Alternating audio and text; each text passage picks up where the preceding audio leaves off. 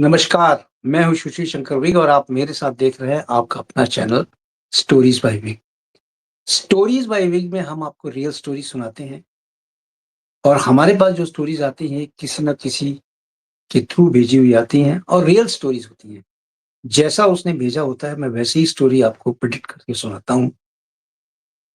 तो आइए आज इसी कड़ी में एक हम स्टोरी शुरू करते हैं और स्टोरी शुरू करने से पहले जैसे मैं बोलता हूँ कि अगर आपने स्टोरीज़ बाय विग चैनल को सब्सक्राइब नहीं किया हो तो सब्सक्राइब कर लीजिए, ताकि हम आपसे दूर ना रहें, हम और दूर दोनों ही ना रहें। क्योंकि इस कड़ी में जो हम आपको स्टोरी सुनाते हैं, वो वाक़ई ही इंटरेस्टिंग स्टोरीज़ होती हैं और रियलिस्टिक स्टोरीज़ होती हैं, रियल स्टैटिस्टिक्स पे बेस्ड होती हैं। तो आइए आज की कड़ी शुरू करते हैं स्टोरी से। ये स्टोरी है राजस्थान की, राजस्थान में एक सिटी है जोधपुर। ये जोधपुर की स्टोरी है। जोधपुर में एक अभिनव नाम का लड़का रहता था। वो अपना माता-पिता के साथ रहता था। अभिनव की पूरी पढ़ाई हो चुकी थी। आज से ये 12 साल पुरानी कहानी मैं आपको सुना रहा हूँ। अभिनव माता-पिता के साथ रहता था। अभिनव की पूरी पढ़ाई हो चुकी थी। अभिनव जिस घर में रहता था, उसमें माता-पिता और उसके दादाजी भी रहते थे। दादाजी क्या थे, वो रिटायर हुए थे। वो रेलवे से रिटायर हुए थे। तो दादाजी अगर रेलवे से रिटायर हुए थे, तो उनकी पेंशन आती थी और उनकी पेंशन के ऊपर ही दिन उनकी पेंशन के ऊपर ही अभिनव के माता-पिता पूरा बेस्ड थे। क्योंकि अभिनव के जो पिताजी थे, वो बिल्कुल काम नहीं करते थे, वो पूरे निठल्ले थे और केवल उनका काम था दारू पीना और अपनी वाइफ को डाँटना, अपने बच्चे को डाँटना, दिन भर दारू पी के इधर-उधर घूमना। और जैसा कि आप जानते ही हैं, दारू के नशे में अगर कोई हो, दारू के पैसे उसके पास कहीं से भी आ जाएँगे, लेकिन उसकी फैमिली चलाने के लिए, घर में देने के लिए उसके पास पैसे कहीं से नहीं आते। लेकिन अगर उसको अपना जुगाड़ करना हो दारू पीने का, तो जुगाड़ हो जाता था। लेकिन यहाँ अभिनव के पिताजी का जो जुगाड़ होता था, वो होता था दादाजी से। क्योंकि दादाजी की आती थी पेंशन और दादाजी अपनी पेंशन से ही इनको पैसे देते थे दारू पीने के लिए। ये कहीं बाहर से नहीं माँगते थे, ये अपने जो है अभिनव के दादाजी से ही पैसे माँगते थे। यानी कि अपने पिताजी से पैसे माँगते थे। पिताजी भी ठीक है, सोचते थे कि कहीं बाहर जाके ये दंगा प्रसाद ना करे, किसी से और हाथ फैला के पैसा ना माँग ले, इसीलिए वो खुद उनको पैसा दे देते थे। और जिस दिन दादाजी इनके पिताजी अभिनव के पिताजी को पैसा नहीं देते थे, उस दिन वो अपनी वाइफ को बहुत डाँटते थे, मारते थे, पीटते थे और घर में दंगा प्रसाद करते थे क्योंकि उनको आदत थी रोज़ दारू पीने की, डेली पैक पीने की। दोस्तों महफ़िल में चले जाते थे, दिन भर जाके बैठ के पीते रहते थे। खैर, ये टाइम बीतता गया और कभी-कभी तो अभिनव की माताजी जो थी एकांत में बैठ के इतना रोती थी कि अभिनव देख-देख के इतना परेशान होता था कि मेरी माताजी को कितना तंग करते हैं मेरे पिताजी। लेकिन अभिनव के पिताजी पे जूँ नहीं रेंगती थी क्योंकि उनकी आदत पड़ चुकी थी केवल दारू पीना और दारू पी के मस्त रहना। ये खेल काफ़ी दिन तक चलता रहा और अभिनव इन द मीन टाइम तैयारी कर रहा था इधर-उधर कहीं न कहीं जॉब लगने के लिए और अब इन्होंने सोच रखा था कि मैं भी कोई ऐसे ही जॉब करूँगा जहाँ से मुझे पेंशन आए, यानी गवर्नमेंट जॉब करूँगा। देखिए, ऊपर वाला साथ देता है, ऊपर वाले ने साथ दिया और अभिनव एक बैंक की स नौकरी में पास हो गया। अभिनव की खुशी का ठिकाना नहीं रहा। अभिनव ने जब ये माँ को बात बताई, उसकी माँ की भी आँखों में आँसू आ गए और वो खुशी से पागल हो गई। उसने कहा चलो ठीक है, भगवान ने अब हमारी सुनी है, लेकिन सुनी तो है। अभिनव को अब ट्रेनिंग के लिए जयपुर आना था, जोधपुर से जयपुर आना था। अब वो जयपुर में ही उसको जॉइनिंग करनी थी बैंक में। अभिनव माता-पिता को वहाँ छोड़ के, दादाजी के पास छोड़ के वो आ जाता है जयपुर। जयपुर आके वो बैंक जॉइन करता है यानी 2 साल का उसका प्रोबेशन पीरियड था। 2 साल के प्रोबेशन पीरियड में वो चाहता था कि जल्दी से जल्दी अपनी मम्मा को लेके आए जयपुर में और जयपुर में वो बसाए। जयपुर में आते ही सबसे पहला उसकी प्रायोरिटी थी कि उसको 2 बीएचके मकान लेना था, जिसमें कि अपने मम्मी-पापा को शिफ्ट कर सके और शिफ्ट करके वो यहाँ रह सके अपने मम्मी-पापा के साथ। लेकिन अभिनव के दिमाग में एक बात चल रही थी कि मैं तो केवल मम्मी को शिफ्ट करूँगा, पापा को कहूँगा आने के लिए, अगर आ गए तो ठीक है, नहीं तो उनको वहीं छोड़ देंगे। क्योंकि पिताजी को लाना ही एक खालाजी का घर था, क्योंकि पिताजी को ही पालना बहुत मुश्किल था अभिनव के लिए, क्योंकि उसकी अभी भी नई-नई नौकरी लगी थी। देखना ये है कि किस तरह से अभिनव ने ये काम किया। अभिनव ने जब जयपुर में इधर-उधर फ्लैट देख रहा था, तो बहुत महँगे-महँगे इसको फ्लैट्स मिल रहे थे और जयपुर में कितना ही इसने फ्लैट देखे, लेकिन इसका कोई भी फ्लैट इसको समझ में नहीं आ रहा था। सारे इसकी बजट्स के बाहर। क्या करे? लेना तो था। रोज़ शाम को 5 बजे अपने दोस्त, जो दोस्त जयपुर में रहता था, उसके साथ ही इसकी अच्छी ट्यूनिंग हो गई और वो जयपुर का बेसिकली रहने वाला था इसका दोस्त।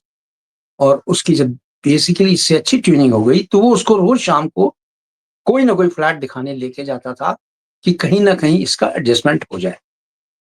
अब अभिनव को कई फ्लैट्स उसने दिखाए, लेकिन कहीं उसका सेटिंग नहीं हो रहा था। सारे फ्लैट्स इसके बजट के बाहर थे। एक दिन शाम को 5 बजे अभिनव और इसका फ्रेंड दोनों निकलते हैं मकान देखने के लिए और एक ऐसी जगह पहुँच जाते हैं जहाँ पे 2 बीएचके मकान का देखते ही इनको पसंद आ जाता है और वो वहाँ से पूछते हैं कि भाई इस मकान को पसंद आ गया, ये मुझे चाहिए, मैं इसमें किराए पे रहूँगा।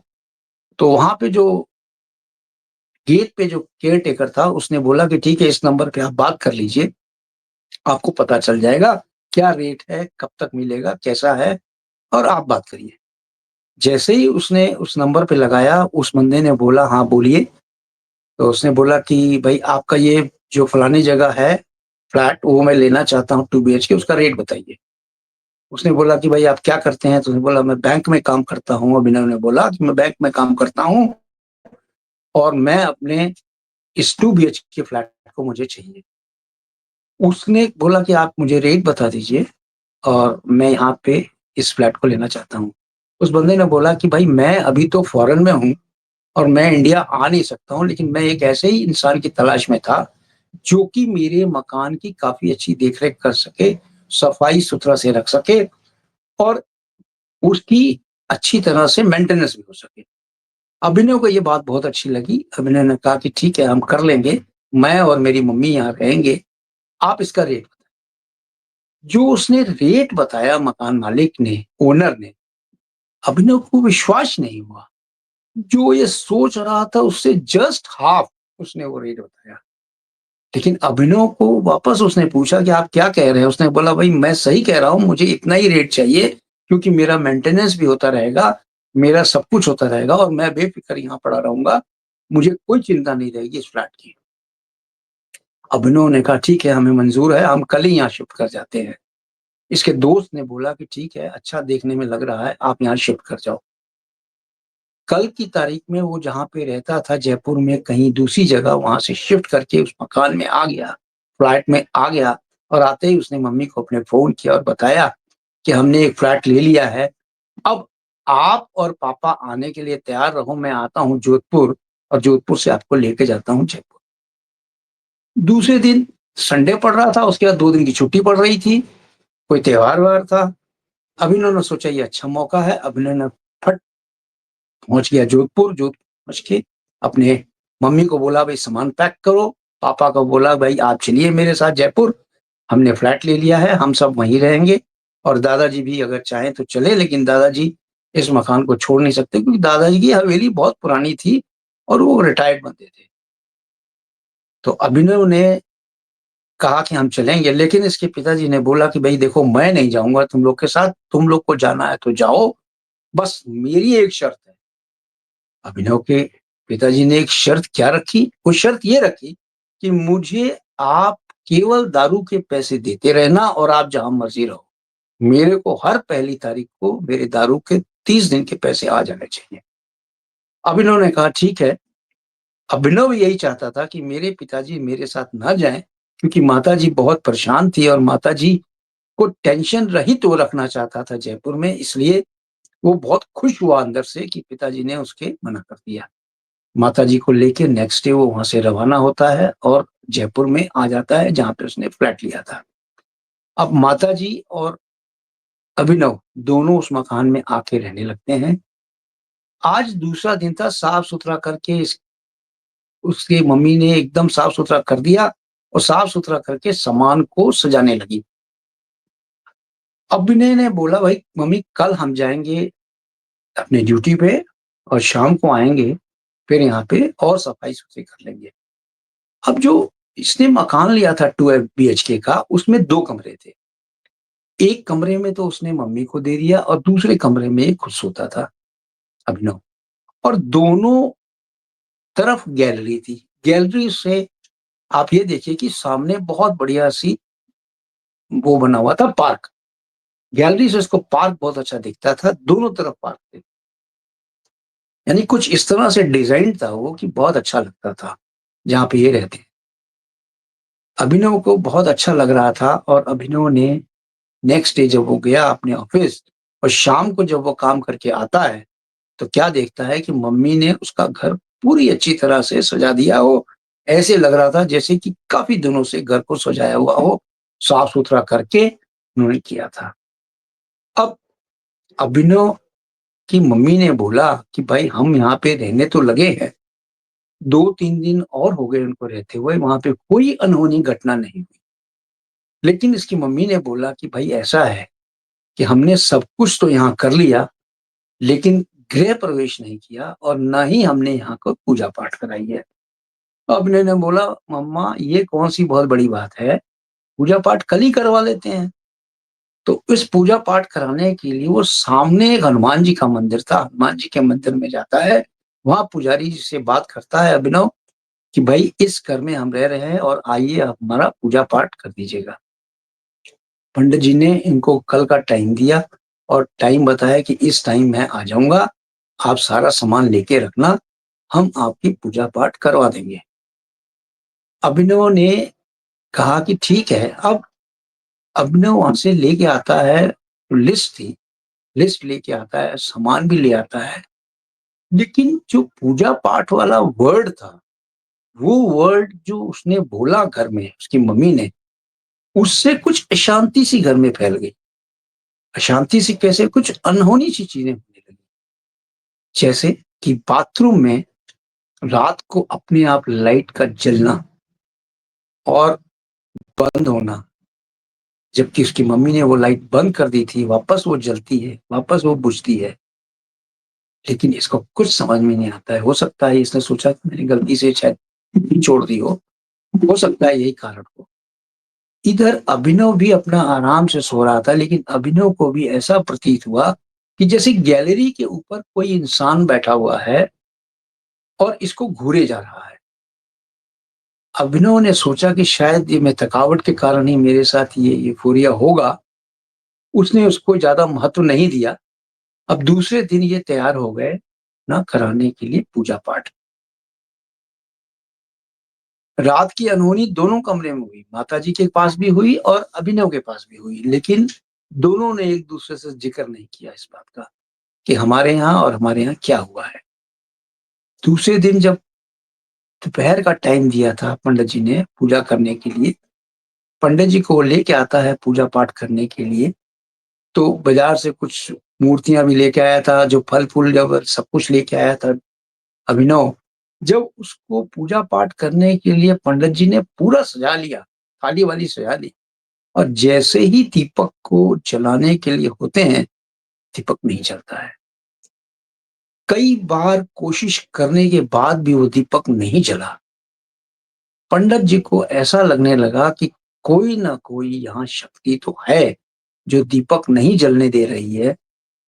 पंडित जी ने साफ बोला अभिनय को, "अभिनव जी, ये मकान आपके रहने लायक नहीं है, इसको जितनी जल्दी हो खाली कर दें, क्योंकि मुझे अब ये डाउट हो रहा है कि यहाँ कोई और तीसरा आदमी भी रहता है, जो कि हमारी पाठ पूजा में विघ्न कर रहा है। अभिनव भूत-प्रेत और ये सारी चीज़ों को नहीं मानता था, ना तो पिशाच को मानता था, ना भूत-प्रेत को मानता था। अभिनव ने बोला नहीं ऐसा कुछ नहीं है, आप बताएँ हमें करना क्या है? उस पंडित जी ने बोला भाई मैं पूजा नहीं करा पाऊँगा, मैं चलता हूँ। वो अपना बोरी बिस्तर उठाया और चला गया। जी, अभिनय ने बोला कि मम्मी से कि ऐसा करें आप कोई एक घर में कोना देख लें और जो मैं फ़ोटो वग़ैरह लेके आया हूँ, यही फ़ोटो वहाँ मंदिर में रख दें और मंदिर एक घर के कोने में स्थापित कर दें। पंडित जी तो चले गए, उन्होंने पाठ पूजा तो की नहीं लेकिन ठीक है, हम समझ जाएँगे कि पाठ पूजा हो गई, एक मंदिर रखिए और मंदिर में पाठ पूजा करते हैं। एक छोटा-सा घर में कोने में मंदिर बना लिया, वो जो लेके आए थे फ़ोटो वहाँ लगा दी, दीपक फिर जलाने को बोले, दीपक जला नहीं और ना ही वहाँ पे अगरबत्ती जलती थी, ना ही कुछ जलता था। ये कोई दैवी शक्ति कह लीजिए या ऊपरी शक्ति कह लीजिए वहाँ पे थी।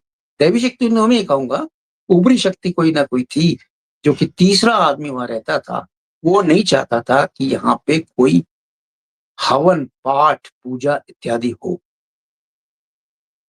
ऐसा क्यों था ये तो पता नहीं, लेकिन वहाँ डर का माहौल एक बन गया था। अभिनय को भी अब ये डर लगने लगा था क्योंकि अभिनय ने भी गाँव में बहुत सारा सुन रखा था, भूत-प्रेत की कहानियाँ। भूत-प्रेत किस तरह से होते हैं, हवा किस तरह से होती है, ये पूरा उसने सुन रखा था। अब अभिनय को भी डर सा लगने लगा। अभिनय ने सोचा कि भई ऐसा क्या हो रहा है इस घर में? खैर रात को ये सो जाते हैं, जैसे ही सोते हैं, मम्मा के कमरे में किसी के रोने की आवाज़ आती है। ऐसा रोने की आवाज़ आती है जैसा कि मम्मा की ही आवाज़ हो और इतनी तेज़ी-तेज़ी से रो रही थी वो औरत कि पूछो मत और कहाँ रो रही थी बाथरूम में। बाथरूम में इसकी मम्मी जाती हैं और लाइट जैसे ही जलाती हैं, वहाँ कुछ नहीं, आवाज़ भी बंद। इधर अभिनय जो सोया हुआ था, अभिनय ने चद्दर तान के सोया हुआ था, सामने क्या देखता है कि जो विंडो थी, विंडो अपने आप ही टूट जाती है और विंडो टूट के उसका काँच ज़मीन पे पड़ जाता है। ना कोई वहाँ हवा चल रही है, ना ही कोई वहाँ पे ऐसी कोई चीज़ उसने की है जिससे कि विंडो का ग्लास टूट के ज़मीन पे गिरे। खैर उसने सोचा कि बिल्ली-विल्ली होगी या किसी ने कोई पत्थर मार दिया होगा, जिससे कि ये विंडो का ग्लास टूट गया हो। वो उठ के बाहर की तरफ जाता है, आँगन से बाहर की तरफ देखता है नीचे कॉरिडोर से, उसको कुछ नहीं दिखाई देता है। खैर वो आके फिर सो जाता है, सुबह उठता है, काँच साफ करता है, उधर मम्मा जो थी उसकी वो भी उठती हैं, वहाँ पे भी सफाई-सुथरी करती हैं। वापस ये अपने घर की तरफ चला जाता है। यानी अपने जो बैंक में काम करता था अभिनव, तैयार होके बैंक में चला जाता है। मम्मा इसका खाना-वाना बना देती है, चला जाता है। अब यहाँ पे रात को तो एपिसोड्स भूत वाले होते ही थे, दिन में भी होने लगे। दिन में ही इसका दरवाज़ा खटखटाता था, ऐसा दरवाज़ा खटखटाए जैसे कि कोई आया हुआ है। इसकी मम्मी जब दरवाज़ा खोलने जाती थी, तो देखती थी कोई है ही नहीं, फिर ये दरवाज़ा बंद कर लेती थी। इस तरह कई बार उसको तंग करने की कोशिश करते थे वो। अब इसकी मम्मी ने देखा कि भाई हो ना हो यहाँ कुछ ना कुछ तो है, ऊपरी शक्ति कुछ ना कुछ तो है। अभिनय जब शाम को आता था तो इसकी मम्मा उसको कुछ नहीं बताती थी क्योंकि वो एक तो थका-हारा बैंक से आता था और उसको ये भी डर था कि अगर मैंने बताया तो हो सकता है ये अभी बच्चा ही है, ये डर जाए। क्योंकि माँ के लिए बच्चा जितना भी बड़ा हो जाए वो बच्चा ही रहता है। चाहे उसकी शादी हो जाए, कुछ भी हो, वो बच्चा ही रहता है। डर के मारे वो बिल्कुल नहीं कुछ बताती थी और चुपचाप सो गए। लेकिन एक रात की बात है, अभिनय का गेट यानी दरवाज़ा खट-खट, खट-खट होता रहा। अभिनय काफ़ी देर तक सुनता रहा लेकिन अभिनय ने खोला नहीं दरवाज़ा क्योंकि अभिनय को लग तो रहा था कोई न कोई बोल रहा है, खटखटा रहा है, दरवाज़ा खोलो लेकिन ये खोलने के लिए जाता ही नहीं था क्योंकि इसको लग रहा था कि शायद ये हवा हो लेकिन फिर बाद में इसके दिमाग में आया कहीं ऐसा ना हो मेरी मम्मा ही हो, उनकी कोई तबीयत खराब हो या कुछ प्रोडक्ट चाहिए हो, तो हो सकता है कि मम्मा ही खटा ले। जैसे ही ये उठता है और दरवाज़ा खोलता है, क्या देखता है कि अपनी माँ को सामने खड़ा हुआ देखता है। वो मम्मा को बोलता है, "इतनी रात को क्या हो गया?" वो कुछ बोलती नहीं है और सीधे कमरे में आ जाती है। कमरे में आके खटिया पे जहाँ ल बिछी हुई थी वहाँ बैठ जाती है। बैठने के बाद अभिनय को एक इशारा करती है कि तुम्हारा सर दर्द हो रहा है, आओ मैं सर को मल देती हूँ। यानी कि उसपे तेल लगा देती है। अभिनव कहता है कि ठीक है आप तेल लगा दो क्योंकि वो तेल की मालिश काफ़ी सिर पे कराया करता था। अब वो जो अभिनव की मम्मी थी वो उठ के जाती है ड्रेसिंग टेबल से तेल उठा के लेके आती है और ला के इसके सिर पे मलना चालू करती है। जैसे ही इसके सिर पे मल रही थी, इसका हाथ जो था बहुत भारी सा लग रहा था क्योंकि इसने अपनी मम्मी से पहले भी तेल मलवाया था लेकिन ऐसे हाथ का प्रतीत नहीं हो रहा था।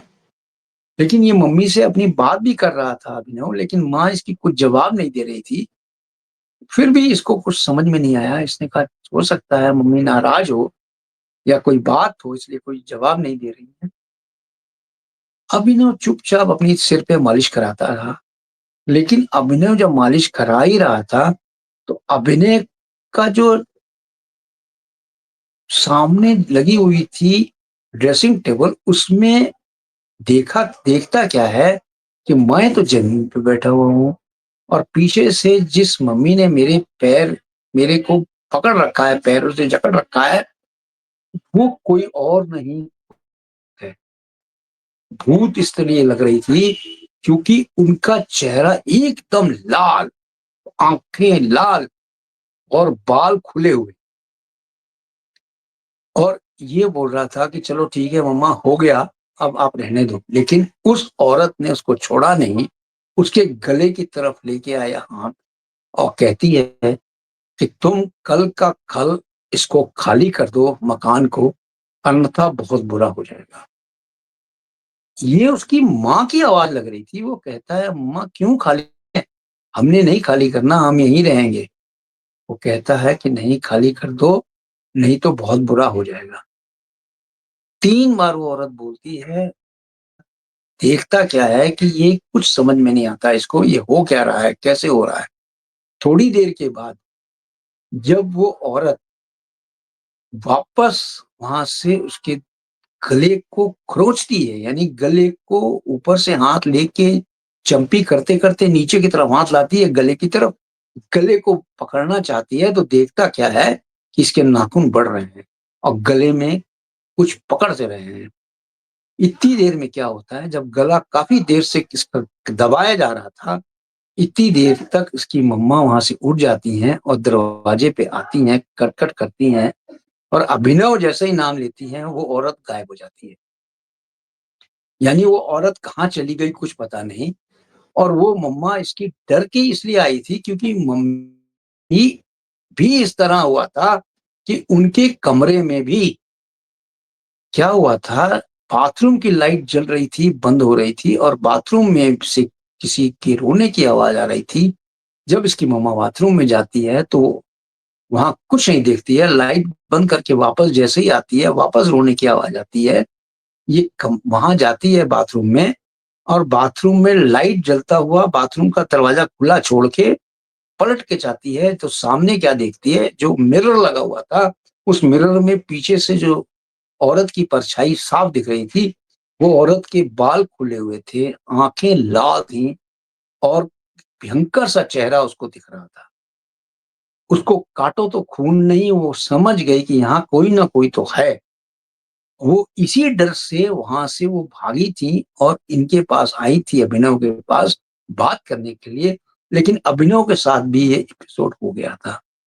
अब जब अभिनव को ये सारी बातें बताई उसने, उसने बोला कि भाई इस घर में हमारा दोनों का रहना ठीक नहीं है, क्योंकि कुछ न कुछ हम दोनों के साथ हो सकता है। बेहतर यही होगा कि इस घर को हम खाली कर देते हैं और कहीं और चलते हैं। लेकिन अभिनव ने अपनी मम्मी को बोला कि भाई माताजी हम कैसे खाली कर दें? अभी तो हमारे पास सैलरी भी नहीं आई है और हमने इसको एडवांस दे रखा है। कुछ दिनों की तो और बात है, सैलरी आ जाए, उसके बाद हम देखते हैं क्या करना है, क्योंकि अब हमारे पास पैसे भी नहीं हैं। हम कहाँ देखेंगे? किस जगह जाएँगे? किसके साथ रहेंगे? कैसे रहेंगे? ये सारी चीज़ें उसके दिमाग में गूँज रही थी। खैर इसकी मम्मी ने कहा ठीक है, 10-12 दिन की तो बात और ही है, 10-12 दिन के बाद तो आपकी सैलरी आ जाएगी, फिर हम लोग कहीं दूसरी जगह देख के शिफ्ट कर जाएँगे। इतना कहते ही दूसरे दिन फिर वो चला जाता है। दूसरे दिन संडे होता है। संडे वाले दिन ये मम्मी और अभिनव बैठ के बातें कर रहे थे, तो क्या देखते हैं, जितने भी शीशे लगे हुए थे इनके, वो शीशे हिलते हैं बहुत तेज़ी से। लेकिन शीशा वही टूटता है जो पहले एक बार टूट के गिरा था। वही शीशा केवल टूटता है, ज़मीन पे काँच बिखर जाता है और किसी औरत के हँसने की आवाज़ आती है और ऊपर छत का पंखा भी बड़ी तेज़ी से चलने लगता है। ये देखते ही अभिनय और अभिनय की मम्मी बहुत घबरा जाती हैं और उनको हो ना हो यहाँ पे कोई शक्ति है, कोई भूत-प्रेत है, ऊपरी शक्ति है, जो हमें यहाँ नहीं रहना देना चाहती, कोई ना कोई बात तो है। इतना कहते ही उसके दिमाग में कुछ गूँज रहा था अभिनव के कि अब तो हमें यहाँ से खाली ही करना पड़ेगा, क्योंकि यहाँ पे बहुत एपिसोड्स हो रहे हैं इस तरह के, कहीं ऐसा ना हो कि मैं तो चला जाता हूँ बैंक में और मेरी मम्मी के साथ कुछ हो जाए, तो मेरी मम्मी को मैं कहाँ से लेके आऊँगा दोबारा? इससे बेहतर होगा कि हम यहाँ से कहीं और शिफ्ट कर जाएँ। ऐसा सोच के वो कुछ दिन और बिताना चाहता था वहाँ पे, लेकिन अपनी माँ के साथ ही रहता था, लेकिन फिर भी ये दोनों अपने आपस में अलग-अलग कमरे में सोते थे। एक दिन की बात है, ये सो रहे थे, सोते ही इसको अभिनय को क्या सपना आता है कि भई देख, अगर तूने 4 दिन के अंदर इस घर को खाली नहीं किया, तो मैं तुम्हें जान से मार दूँगी और तुम्हें क्या मारूँगी, तुम्हारी मम्मी को भी मारूँगी और तुमको भी मारूँगी। ऐसा कहते ही वो बहुत तेज़ी से औरत हँसने लगी और ये हड़बड़ा के उठ गया। हड़बड़ा के उठता है, उठ के बैठ जाता है। तो देखता क्या है कि सामने एक औरत खड़ी हुई है और वो हँसती जा रही है और कहती है कि तुम लोग को समझ में नहीं आ रहा है, मैंने बोला है ये घर खाली कर दो, तो खाली कर दो। आपको समझ में नहीं आ रहा है, आप दोनों क्यों मौत के मुँह में जाना चाहते हो? और जाना ही चाहते हो तो ठीक है, मैं तुम दोनों को मार ही दूँगी, तभी मेरे आत्मा को शांति मिलेगी। इतना कहते ही वो औरत वहाँ से गायब हो जाती है और ये जो था, बहुत अच्छी तरह समझ चुका था अभिनव कि यहाँ पे कोई भूत-प्रेत आत्मा का वास है, जो हमें यहाँ नहीं रहना। और उसके बाद वहाँ पे वो पता करने की कोशिश करता है कि है क्या यहाँ पे? लेकिन इससे पहले क्या होता है कि अभिनव ये सोच रखा था कि हम यहाँ से खाली करके कहीं और चले जाएँगे। अभिनव ने नेक्स्ट डे यानी अगले वीक जब उसकी तनख्वाह आई, तनख्वाह आने के बाद उसने ये पूरा मकान खाली कर दिया, कहीं और शिफ्ट हो गए जयपुर में ही। जयपुर में बैंक के आस-पास ही कहीं शिफ्ट हो गए और शिफ्ट हो जाने के बाद उसने वहाँ मकान मालिक को फ़ोन कर दिया कि भाई हमने आपका मकान खाली कर दिया है, हमें नहीं चाहिए, क्योंकि वहाँ पे बहुत इस तरह की चीज़ें हो रही थी जो आपने हमें बताई नहीं थी। मकान मालिक को तो सब पता ही था, उसने फौरन फ़ोन काट दिया और अभिनय का फ़ोन नंबर ब्लॉक कर दिया। अभिनय ने फिर फ़ोन किया, अभिनय का फ़ोन नंबर ब्लॉक हो गया। अभिनय ये चीज़ जानना चाहता था कि है क्या यहाँ पे, जो कि हमें बार-बार परेशान कर रही थी। वहाँ पे जो नीचे रहते थे, उन्होंने क्या बताया कि ये मकान जो था, ये मकान था इनके चाचा का। ये चाचा-चाची और एक लड़की, ये 3 आदमी इस मकान में रहते, यानी उनकी लड़की, ये 3 आदमी इस मकान में रहते थे। इनके जो बड़े चाचा थे, उन्होंने ये मकान हड़प लिया और इनके माताजी को और पिताजी को मार दिया। माताजी और पिताजी को मारने के बाद वो यहाँ से फ़ौरन भाग गया और ये लड़की जो थी इस मकान में रह गई अकेली, लेकिन लड़की अकेली होने के कारण ये बहुत तन्हा रहती थी और इसने एक दिन अपनी सुसाइड कर लिया पंखे से लटक के और तब से इस घर के अंदर कोई नहीं आता है, उसकी आत्मा यहाँ भटकती है। उस आदमी ने जब ये एपिसोड उसको बताया, तो उसने बोला अच्छा तभी हमको ये बहुत सस्ता मिला था। क्यों? क्योंकि वो चाहते थे कि इस घर की देख-रेख हो और हम इस प्रपंच में पड़ जाएँ और हमें को भी मौत हो जाए, हमारी भी मौत को मुँह में ढकेल दिया जाए। ऐसा प्रतीत हुआ इसको, अभिनय को। अभिनय जब वहाँ से चला जाता है, फिर वो बैंक में जाता है, बैंक में जाके लोगों को बताता है कि मेरे साथ क्या-क्या यहाँ पे घटना हुई थी। अपने दोस्त को बेसिकली ये बताता है, तो उसका दोस्त वो बोलता है कि मुझे तो ये नहीं पता है, लेकिन इस तरह के भी लोग हैं, जो कि छुपा लेते हैं अपनी चीज़ें और नहीं बताते हैं कि हमारे मकान में क्या है, क्या नहीं है। लेकिन उसके दिमाग में एक चीज़ आ गई अभिनव को कि सस्ते मकान क्यों मिलते हैं? अगर सस्ता मकान कहीं मिल रहा है, इसका मतलब कुछ ना कुछ तो उसमें गड़बड़ है। ये अभिनव के दिमाग में एक बात फिट हो गई। अब अभिनव को ये भी दिमाग में घुस गई बात कि अगर ऐसी बात नहीं होती, तो वो मकान मालिक जो था, जो फ़ॉरेन बैठा हुआ है, वो मेरा नंबर ब्लॉक नहीं करता क्योंकि उसको सारी हिस्ट्री पता है, यहाँ क्या हो रहा है और क्या नहीं होता है। तो इस तरह से वो भूत का कब्ज़ा था एक तरह से यानी उस आत्मा का कब्ज़ा था और वो आत्मा चुड़ैल बन के वहाँ रहती थी। किसी को वहाँ चैन की साँस नहीं लेने देती थी क्योंकि उसके माता-पिता को उसने मार दिया था और वो इंतज़ार कर रही थी कि कब वो यहाँ आए इंडिया में और आके यहाँ पे रहे, उसको भी मौत के घाट उतारे। आपको ये कहानी कैसी लगी? आप कमेंट बॉक्स में मुझे बताइएगा और इस तरह की कहानियाँ आप अगर हैं आपके पास तो आप भेजें। हम आपकी कहानी को यहाँ पे प्रेडिक्ट करेंगे, बताएँगे और अगर आपने चैनल को सब्सक्राइब नहीं किया है तो सब्सक्राइब कर लें। वीडियो को लाइक करें, अपना ख़्याल रखें। हमारा काम है आपको बताना, आपको आगाह करना, आपको भूत-प्रेत की कहानियों से डराना नहीं है, बल्कि आपको रियल स्टोरी बतानी है कि रियलिटी में क्या हो रहा है। इसको आप बिल्कुल ध्यान से देखें और ध्यान रखें कि कहीं पे भी अगर कुछ औने-पौने भाव में कोई रहने के लिए जगह मिलती है या कोई सामान मिलता है, तो बिल्कुल ना लें क्योंकि उसमें कुछ ना कुछ तो गड़बड़ है। तो इसी के साथ मैं आपसे विदाई लेता हूँ। जय हिंद, जय भारत।